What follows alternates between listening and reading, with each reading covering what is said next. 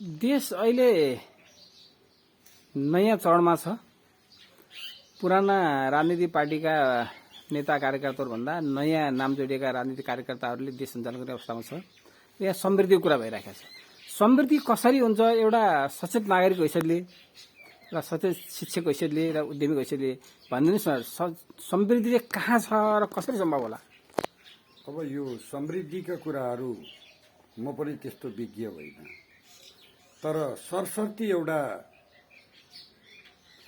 मूल आधार के हो समृद्धिको भने उत्पादन वृद्धि नै समृद्धिको आधार हो। जब हामीले वस्तु उत्पादन गरेर बाहिर निर्यात गर्न सक्छौं र बाहिरबाट विदेशी मुद्रा कमाउँछौं, आर्जन गर्छौं, जब हामीले हाम्रो घरबाट वस्तु उत्पादन गरेर बजार पठाउँछौं, राज्यले वस्तु विदेश पठाउँछ, विदेशबाट विदेशी मुद्रा नेपालमा भित्रिन्छ, बल्ल देश समृद्ध हुन्छ।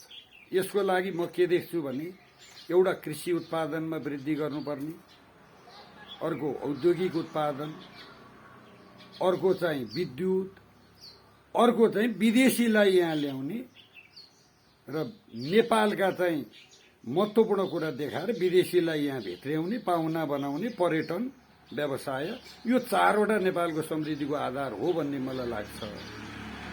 अब पुरानाहरूका पुराना शैली भए देश समृद्ध भएन, नेपाली जनतामा व्यापक निराशा र असन्तुष्टि छायो।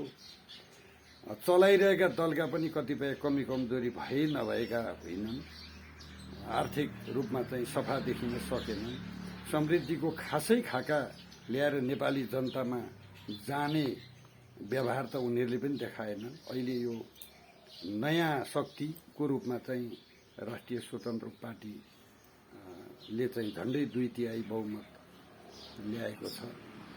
अब यो चाहिँ विशेषतः हामीले के बुझ्न पर्छ भने शहरिया अथवा शिक्षित, मिडियामा पहुँच भएका, विशेषतः वैदेशिक रोजगारमा गएका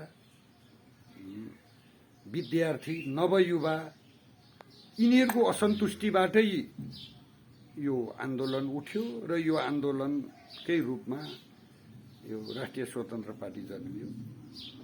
मुलुकमा जुनसुकै पार्टी जन्मियोस्, जुनसुकै शक्ति आओस्, जब मुलुकको गरिबीको चुरो जबसम्म फैलिँदैन तबसम्म सम्भावना छैन। बन्द भएका उद्योग खोल्ने वातावरण हुन्छ कि हुँदैन, नयाँ उद्योग खुल्छन् कि खुल्दैनन्, नेपालले विदेशी उद्यमीहरूलाई यहाँ लगानी गर्न सुरक्षित वातावरण छ भनेर विश्वासिलो वातावरण सिर्जना गरेर ल्याउन सक्छ कि सक्दैन,